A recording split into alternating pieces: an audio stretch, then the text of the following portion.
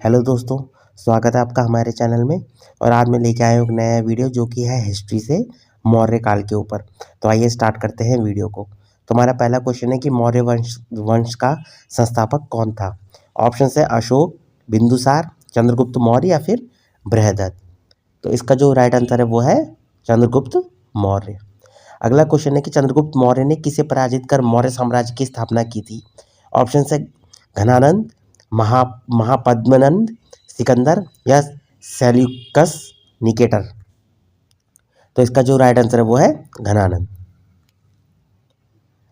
अगला क्वेश्चन है कि मुद्रा राक्षस नामक नाटक में चंद्रगुप्त मौर्य के लिए किस शब्द का प्रयोग किया गया है। ऑप्शन है प्रियदर्शी, क्षत्रिय, विशुल या फिर देवनाम प्रिय। तो इसका जो राइट आंसर है वो है वृषल, निम्न कुल का जिसे कहते हैं। अगला क्वेश्चन है कि चंद्रगुप्त मौर्य का प्रधानमंत्री कौन था। ऑप्शन है मेगास्थनीज, उपगुप्त, चाणक्य या फिर तिष्य रक्षित। तो इसका जो राइट आंसर है वो है चाणक्य। अगला क्वेश्चन है कि चाणक्य को अन्य किस नाम से जाना जाता था। ऑप्शन है समुद्रगुप्त, विष्णुगुप्त, विशाखदत्त या फिर नागार्जुन। तो इसका जो राइट आंसर है वो है विष्णुगुप्त। अगला क्वेश्चन है कि चाणक्य द्वारा लिखित प्रसिद्ध ग्रंथ अर्थशास्त्र किस विषय से संबंधित है। ऑप्शन से अर्थव्यवस्था से, राज्य प्रशासन और राजनीति से, धार्मिक सिद्धांत से या फिर सामाजिक इतिहास से। तो इसका जो राइट आंसर है वो है राज्य प्रशासन और राजनीति से। अगला क्वेश्चन है कि चंद्रगुप्त मौर्य ने किस यूनानी शासक को पराजित किया था। ऑप्शन है सिकंदर, डेरियस, सेल्यूकस निकेटर या फिर टॉलेमी। तो इसका जो राइट आंसर है वो है सेल्यूकस निकेटर को। अगला क्वेश्चन है कि सेल्यूकस निकेटर ने अपनी पुत्री हेलेन का विवाह किस मौर्य शासक से किया था। ऑप्शन से बिंदुसार से, अशोक से, कुणाल से या फिर चंद्रगुप्त मौर्य से। तो इसका जो राइट आंसर है वो है चंद्रगुप्त मौर्य से। अगला क्वेश्चन है कि यूनानी राजदूत मेगास्थनीज किसके दरबार में आया था। ऑप्शन से बिंदुसार के, अशोक के, कुणाल के या फिर चंद्रगुप्त मौर्य के। तो इसका जो राइट आंसर है वो है चंद्रगुप्त मौर्य के। अगला क्वेश्चन है कि मेगास्थनीज द्वारा लिखित पुस्तक का नाम क्या है। ऑप्शन है राजतरंगिणी, अर्थशास्त्र, इंडिका या फिर नेचुरलिस्ट हिस्टोरिया। तो इसका जो राइट आंसर है वो है इंडिका। अगला क्वेश्चन है कि चंद्रगुप्त मौर्य ने अपने जीवन के अंतिम दिनों में किस धर्म को अपनाया। ऑप्शन से बौद्ध, जैन, शैव या फिर भागवत। तो इसका जो राइट आंसर है वो है चंद्रगुप्त ने किसे अपनाया था, जैन धर्म को अपनाया था। अगला क्वेश्चन है कि चंद्रगुप्त मौर्य की मृत्यु कहाँ हुई थी। ऑप्शन से पाटलिपुत्र, तक्षशिला, श्रवण बेलगोला या फिर उज्जैन। तो इसका जो राइट आंसर है वो है श्रवण बेलगोला यानी कि कर्नाटक में। अगला क्वेश्चन है कि बिंदुसार को यूनानी लेखकों द्वारा क्या कहा गया है। ऑप्शन है अमित्रोचेतस, प्रियदर्शी, महाराजाधिराज या फिर देवानाम प्रिय। तो इसका जो राइट आंसर है वो है अमित्रोचेतस यानी कि शत्रुओं का नाश करने वाला। अगला क्वेश्चन है कि अशोक ने अपने राज्याभिषेक के कितने वर्ष बाद कलिंग पर आक्रमण किया था। ऑप्शन से 5वें, 8वें, 13वें या 10वें या 13वें। तो इसका जो राइट आंसर है वो है 8वें। अगला क्वेश्चन है कि कलिंग युद्ध का उल्लेख अशोक के किस प्रमुख शिलालेख में मिलता है। ऑप्शन से शिलालेख पहले, 5वें, 10वें या 13वें। तो इसका जो राइट आंसर है वो है शिलालेख 13वें में। अगला क्वेश्चन है कि कलिंग युद्ध के पश्चात अशोक ने किस धर्म को अपनाया था। तो ये तो सबसे इजी क्वेश्चन है, सबको ही पता है कि उन्होंने बौद्ध धर्म अपनाया था। अगला क्वेश्चन है कि अशोक को बौद्ध धर्म की दीक्षा किसने दी थी। ऑप्शन से उपगुप्त ने, स्थूलभद्र ने, भद्रबाहु ने या फिर वसुमित्र ने। तो इसका जो राइट आंसर है वो है उपगुप्त ने। अगला क्वेश्चन है कि अशोक ने धर्म के प्रचार के लिए किसी श्रीलंका भेजा था। ऑप्शन से केवल महेंद्र को, केवल संघमित्रा को, महेंद्र और संघमित्रा दोनों को और फिर या फिर उपगुप्त को। तो इसका जो राइट आंसर है वो है महेंद्र और संघमित्रा दोनों को, जो कि पुत्र और पुत्री थे अशोक के। अगला क्वेश्चन है कि अशोक के अभिलेखों को सर्वप्रथम किसने पढ़ा था। ऑप्शन से John Marshall, James Prinsep, William Jones या फिर आर.डी. बनर्जी। तो इसका जो राइट आंसर है वो है जेम्स प्रिंसेप। अगला क्वेश्चन है कि देवनाम प्रिय और प्रियदर्शी उपलब्धियों से किस शासक को जाना जाता है। ऑप्शन से बिंदुसार, अशोक, चंद्रगुप्त मौर्य या फिर दशरथ। तो इसका जो राइट आंसर है वो है अशोक को। अगला क्वेश्चन है कि सारनाथ का सिंह स्तंभ, जिसे भारत का राष्ट्रीय प्रतीक भी माना जाता है, किस मौर्य शासक ने बनवाया था? ऑप्शन से चंद्रगुप्त मौर्य, बिंदुसार, अशोक या दशरथ। तो इसका जो राइट आंसर है वो है अशोक। अगला क्वेश्चन है कि मौर्य प्रशासन में राजस्व संग्रह करने वाले मुख्य अधिकारी को क्या कहा जाता था? ऑप्शन से समाहर्ता, सन्निधाता, रज्जुक या फिर प्रदेष्टा। तो इसका जो राइट आंसर है वो है समाहर्ता। अगला क्वेश्चन है कि मौर्य प्रशासन में कोषागार यानी कि राजकोष का प्रमुख कौन होता था? ऑप्शन से समाहर्ता, सन्निधता, प्रतिष्ठा या फिर व्यावहारिक। तो इसका जो राइट आंसर है वो है सन्निधता। अगला क्वेश्चन है कि मौर्यकालीन न्याय व्यवस्था में कंट कशोधन यानी कि फौजदारी न्यायालयों का प्रमुख कौन था? व्यावहारिक, प्रतिष्ठा, रज्जुक या फिर समाहर्ता। तो इसका जो राइट आंसर है वो है प्रतिष्ठा। अगला क्वेश्चन है कि मौर्य प्रशासन में रज्जुक नामक अधिकारी का मुख्य कार्य क्या था? ऑप्शन है राजस्व और न्याय दोनों, केवल न्याय, केवल राजस्व या फिर व्यापार का विनियमन। तो इसका जो राइट आंसर है वो है राजस्व और न्याय दोनों का। अगला क्वेश्चन है कि मौर्य काल में शिक्षा का प्रमुख केंद्र क्या था? ऑप्शन से नालंदा, विक्रमशिला, तक्षशिला या फिर वल्लभी। तो इसका जो राइट आंसर है वो है तक्षशिला। अगला क्वेश्चन है कि मेगास्थनीज ने भारतीय समाज को कितने वर्गों में विभाजित किया था? ऑप्शन से 4, 6, 7 या 8। तो इसका जो राइट आंसर है वो है 7 वर्गों में। अगला क्वेश्चन है कि मौर्य काल में सर्वाधिक महत्वपूर्ण उद्योग कौन सा था? ऑप्शन से वस्त्र उद्योग, लोहा उद्योग, जहाजरानी उद्योग या फिर खनन उद्योग। तो इसका जो राइट आंसर है वो है वस्त्र उद्योग। अगला क्वेश्चन है कि अशोक का कौन सा अभिलेख खरोष्ट लिपि में लिखा गया है? ऑप्शन से कंधार, मानसेहरा और शहबाजगढ़ी, टोपरा या फिर दिल्ली। तो इसका जो राइट आंसर है वो है मानसेहरा और शहबाजगढ़ी। अगला क्वेश्चन है कि अशोक के किस शिलालेख में पशु बलि की निंदा की गई है? ऑप्शन से शिलालेख दूसरा, पहला, तीसरा या चौथा। तो इसका जो राइट आंसर है वो है शिलालेख पहले में। अगला क्वेश्चन है कि मौर्य काल में पत्थर के खंभों पर पॉलिश की कला किस देश से प्रभावित थी? ऑप्शन से यूनान से, फारस से, चीन से या मिस्र से। तो इसका जो राइट आंसर है वो है फारस से। अगला क्वेश्चन है कि मौर्य काल में सीता से क्या तात्पर्य था? ऑप्शन से एक देवी का नाम है, एक धार्मिक कर है, राजकीय भूमि से प्राप्त आय है या फिर शाही खजाना है। तो इसका जो राइट आंसर है वो है राजकीय भूमि से प्राप्त आय को क्या कहते थे? सीता। अगला क्वेश्चन है कि अर्थशास्त्र में गुप्तचरों को क्या कहा गया है यानी कि जासूसों को? ऑप्शन से तीर्थ, अध्यक्ष, गूढ़ पुरुष या फिर प्रतिवेदक। तो इसका जो राइट आंसर है वो है गूढ़ पुरुष। अगला क्वेश्चन है कि अशोक के शिलालेखों की खोज सबसे पहले किसने की थी? ऑप्शन से जेम्स प्रिंसेप, टी फैंटलर, पादरे टी फैंटलर या फिर कनिंगम। तो इसका जो राइट आंसर है वो है टी फैंटलर ने। अगला क्वेश्चन है कि मौर्य प्रशासन में अध्यक्षों की कुल संख्या कितनी बताई गई है? ऑप्शन से 18, 27, 30, 64। तो इसका जो राइट आंसर है वो है 27। अगला क्वेश्चन है कि सारनाथ स्तंभ के शीर्ष पर कितने सिंहों की आकृतियां हैं? ऑप्शन से 2, 3, 4, 5। तो इसका जो राइट आंसर है वो है 4। अगला क्वेश्चन है कि मौर्य काल में पर्ण क्या था? ऑप्शन से वस्त्र का प्रकार, सिंचाई का साधन, मुद्रा का प्रकार या फिर एक प्रकार का कर। तो जो पर्ण था वो मौर्य काल में क्या था? मुद्रा का प्रकार यानी कि चांदी का सिक्का।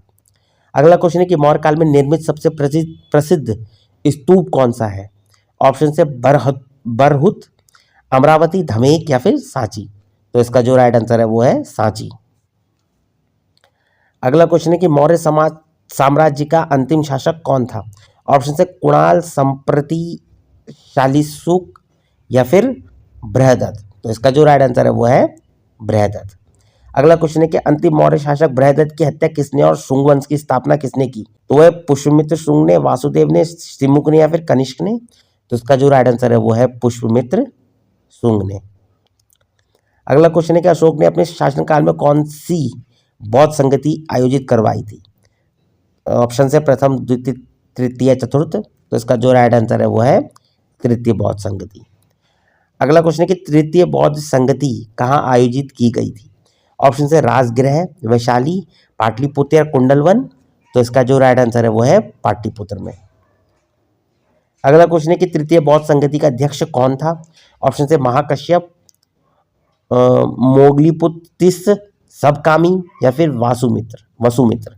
तो इसका जो राइट आंसर है वो है मोगलीपुतिस। अगला क्वेश्चन है कि अर्थशास्त्र में राज्य के कितने अंग बताए गए हैं? ऑप्शन से 5, 6, 8, 7। तो उसका जो राइट आंसर है वो है 7 अंग। अगला क्वेश्चन है कि मौर्य काल में पढ़ने अध्यक्ष किस विभाग का प्रमुख होता था? ऑप्शन से व्यापार, कृषि, सेना या फिर खान। तो इसका जो राइट आंसर है वो है व्यापार का। अगला क्वेश्चन है कि अशोक के किस लघु शिलालेख में उसे अशोक नाम से संबोधित किया गया है? ऑप्शन से भंडार और बैराट, मास्की गुर्जरा, नेतुर और उड्डेगोलम, कलिंग या फिर सारनाथ। तो इसका जो आंसर है वो यही है, मास्की गुर्जरा, नेतुर और उड्डेगोलम। अगला क्वेश्चन है कि चक्र का अंकन सबसे पहले किस मौर्य कालीन स्तंभ पर मिलता है जिसे बाद में भारतीय ध्वज में शामिल किया गया? ऑप्शन से लौरिया, नंदनगढ़, सारनाथ, रामपुरवा या फिर सांची। तो इसका जो राइट आंसर है वो है सारनाथ। अगला क्वेश्चन है कि अशोक के शिलालेखों को पढ़ने में सबसे पहले सफलता किस वर्ष मिली? ऑप्शन से 1837, 57, 1901 या 1921। तो इसका जो राइट आंसर है वो है 1837। और पढ़ा किसने सबसे पहले पढ़ा था? जेम्स प्रिंसेप ने। अगला क्वेश्चन है कि मौर्यकालीन प्रशासन में सीताध्यक्ष कौन होता था? ऑप्शन से कृषि विभाग का अध्यक्ष, खान विभाग का अध्यक्ष, मुद्रा जारी करने वाला अध्यक्ष अधिकारी या फिर बंदरगाहों का अध्यक्ष। तो इसका जो राइट आंसर है वो है कृषि विभाग का अध्यक्ष।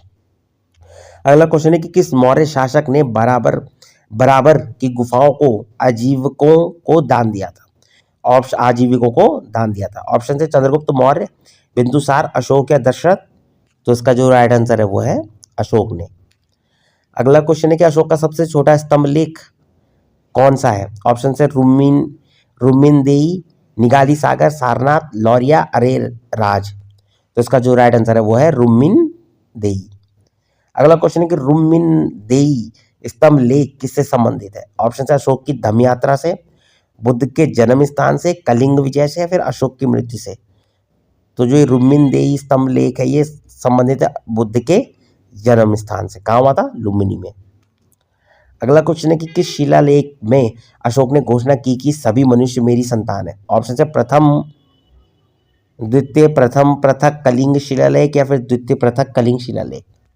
तो इसका जो राइट आंसर है वो है प्रथम पृथक कलिंग शिलालेख। अगला क्वेश्चन है कि अशोक ने अपने राज्याभिषेक के कितने वर्ष बाद बौद्ध गया की यात्रा की थी? ऑप्शन से 8, 13, 10 या 20। तो इसका जो राइट आंसर है वो है 10वें वर्ष। अगला क्वेश्चन है कि मौर्य काल में रूप दर्शक नामक अधिकारी का कार्य क्या था? ऑप्शन से सिक्कों का परीक्षण करना, नाटक दिखाना, सेना का नेतृत्व करना या फिर भूमि मापन करना। तो इसका जो राइट आंसर है वो है सिक्कों का परीक्षण करना। अगला क्वेश्चन है कि मेगास्थनीज के अनुसार पाटलिपुत्र नगर प्रशासन में कितनी समितियां थी? ऑप्शन से 4, 5, 7, 6। तो इसका जो राइट आंसर है वो है 6 समिति थी। प्रत्येक समिति में 5 सदस्य होते थे। अगला क्वेश्चन है कि मौर्य काल में अग्रहार किसे कहते थे?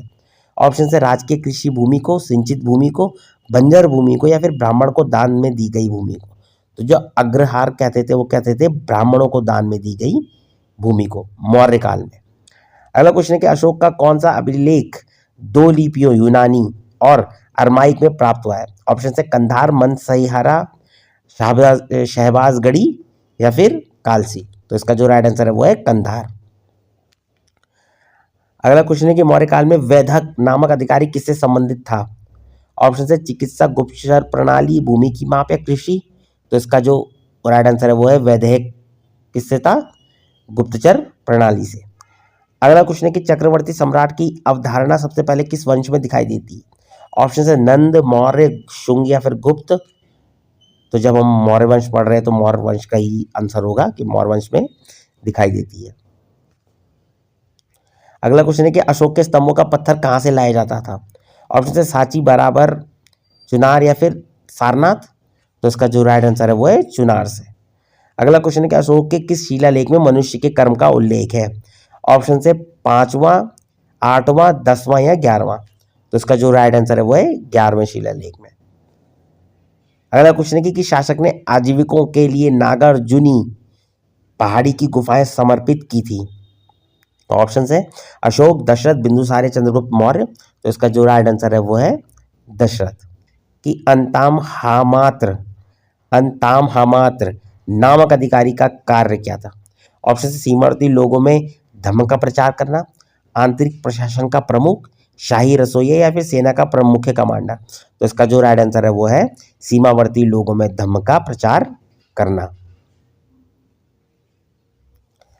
अगला क्वेश्चन है कि मौर्यकालीन मुद्राएं मुख्य रूप से किस धातु की बनी होती थी? ऑप्शन से सोना और तांबा, तांबा और लोहा, सोना और चांदी और तांबा। तो इसका जो राइट आंसर है वो है चांदी और तांबा। अगला क्वेश्चन है कि किस विदेशी यात्री ने चंद्रगुप्त मौर्य को सैंड्रो कोट्स कहा था? ऑप्शन से मेगास्थनीज ने कहा था, स्ट्रैबो ने कहा था, जस्टिन ने कहा था या फिर प्लूटार्क ने कहा था। तो इसका जो राइट आंसर है वो है जस्टिन ने कहा था। अगला क्वेश्चन है कि मौर्यकालीन प्रशासन में अक्षपटलाध्यक्ष कौन होता था? ऑप्शन से लेखा और महालेखापाल, सीमा शुल्क अधिकारी, सेना का प्रमुख या फिर न्यायिक अधिकारी। तो इसका जो राइट आंसर है वो है लेखा और महालेखापाल। अगला क्वेश्चन है कि मौर्य काल में दंडपाल किसे कहा जाता था? ऑप्शन से न्यायिक अधिकारी, जेल का अधिकारी, वन अधिकारी या फिर पुलिस अधिकारी।